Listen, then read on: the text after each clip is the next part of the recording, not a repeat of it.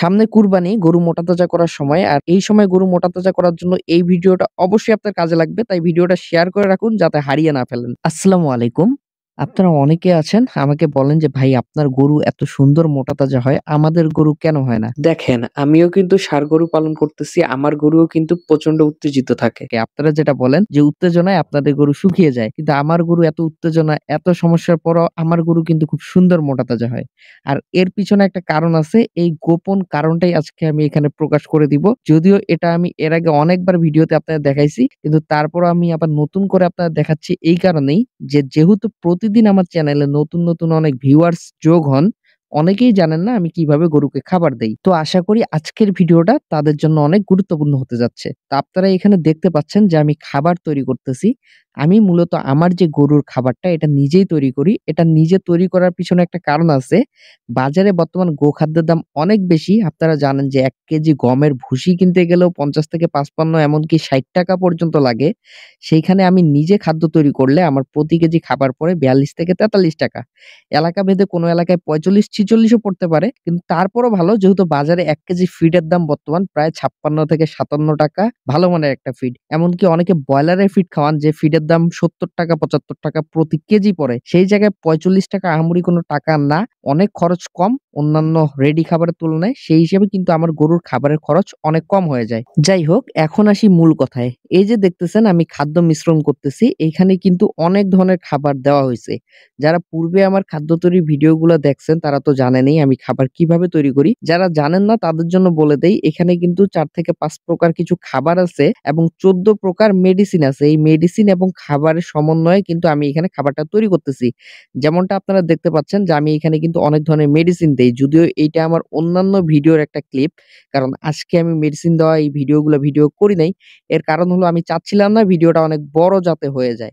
ভিডিওটা ছোট করার জন্য আজকে এই বিস্তারিত ভিডিওগুলা করি নাই। কিন্তু এইখানে যেমনটা দেখতেছেন যে খাবারে আমি অনেকগুলো মেডিসিন দেই। তেমন আমি বর্তমান যে খাবারটা মিক্স করতেছি এইটাতেও কিন্তু সব ধরনের মেডিসিন গুলো অলরেডি দেওয়া হয়ে গিয়েছে।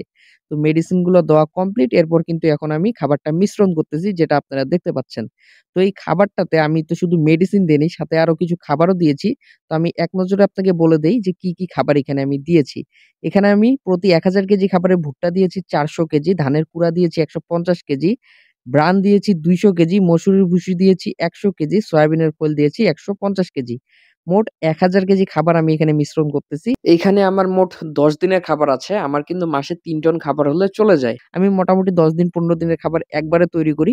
আপনারা চাইলে এইভাবে খাবার তৈরি করে অনায়াসে কিন্তু ২ মাস সংরক্ষণ করে রাখতে পারবেন। আমি ১ম এই আরো একটা কথা বলে নেই যে এই যে আমি যে খাবারটা বানাচ্ছি এই খাবারে আমি অনেক ধরনের কিছু মেডিসিন গুলা দিয়েছি। যে মেডিসিন গুলার নাম আমি আরেকবার আপনাদের বলে নেই। সেটা হলো এখানে আমি এল-লাইসিন দিয়েছি ২.৫ কেজি, ডিএল-মেথিওনিন দিয়েছি ২.৫ কেজি, মাল্টিজাইম দিয়েছি ২.৫ কেজি, ফাইটোসজাইম দিয়েছি ১.৫ কেজি, প্রিমিক্স দিয়েছি ২.৫ কেজি, ভিটামিন মিনারেল দিয়েছি ২.৫ কেজি, ফ্যাট দিয়েছি ২.৫ কেজি, গ্রোথ প্রমোটার দিয়েছি ২ কেজি, টক্সিন বাইন্ডার দিয়েছি ২ কেজি, প্রোবায়োটিক দিয়েছি ১ কেজি, সোডিয়াম বাইকার্বনেট দিয়েছি ২.৫ কেজি, এমসিপি দিয়েছি ১৫ কেজি, লাইমস্টোন দিয়েছি ১৫ কেজি এবং ফিশ প্রোটিন দিয়েছি ২৫ কেজি। এই হলো আমার টোটাল ১০০০ কেজি খাবারের মেডিসিন যেগুলো আমি দিয়েছি। তো আপনারা দেখতেই পাচ্ছেন আমি খাবারটা মিশ্রণ করতেছি। আপনারা অনেকেই কিন্তু আমাকে বলবেন যে, "আপনি মিশ্রণ করতেছেন, কিভাবে মিশ্রণ করলেন বা কি দিলেন এগুলো তো বললেন। কিন্তু আমরা মেডিসিন গুলো পাবো কোথায়?" এখন আমি বলে দেই যে এই মেডিসিন গুলো যদি আপনাদের লাগে অবশ্যই আমাদের সাথে যোগাযোগ করবেন অথবা স্ক্রিনে দেওয়া নাম্বারে কল দিবেন।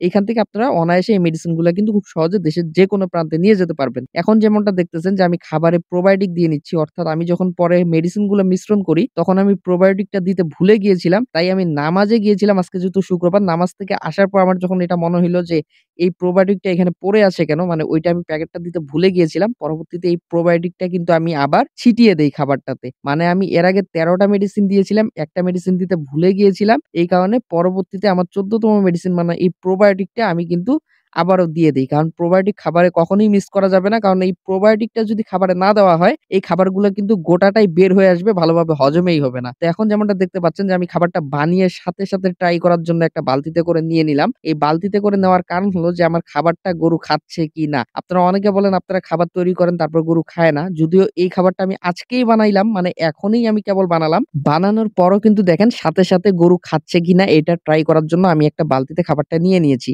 তো যেভাবে আপনারা দেখতেছেন খাবারটা সরাসরি আমি কিন্তু গরুকে পানি দিয়ে দিলাম এবং দেওয়ার পর এখন দেখেন যে আমার যে গরু এই খাবারটা কত সুন্দরভাবে গ্রহণ করে। অর্থাৎ এই খাবারটা যখন আমরা বানাই, বানানোর পর মেডিসিনের কারণে এই খাবারটা এত সুন্দর একটা ফ্লেভার চলে আসে যে ফ্লেভারটার জন্য কিন্তু যেকোনো গরু খাবারটা পাগলের মতো খায়। অনেক গরু নতুন অবস্থায় নাও খেতে পারে, সেক্ষেত্রে গরুকে ২-১ দিন অল্প করে দিয়ে অভ্যস্ত করাতে হয়। কিন্তু একবার যখন গরু এই খাবারটার সাথে অভ্যস্ত হয়ে যায়, তখন কিন্তু গরু পাগলের মতো খাবারটা খেতে থাকে।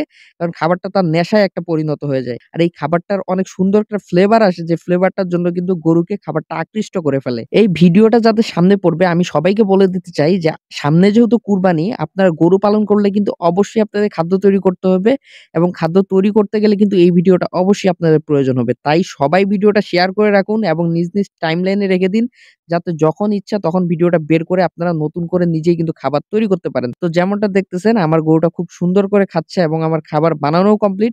এখন খাবারগুলো আমি বস্তাবন্দি করছি। আপনারা অনেকে বলবেন যে খাবারগুলো কিভাবে সংরক্ষণ করব? খাবারগুলো যেকোনো বস্তায় করে আপনারা অনায়াসে বানানোর পর ২ মাস রাখতে পারবেন। আর আবারও আমি বলে রাখি, আপনাদের যদি মেডিসিন গুলোর প্রয়োজন হয় অবশ্যই স্ক্রিনে দেওয়া নাম্বারে যোগাযোগ করবেন। সবাই ভালো থাকবেন, সুস্থ থাকবেন। আসসালামু আলাইকুম।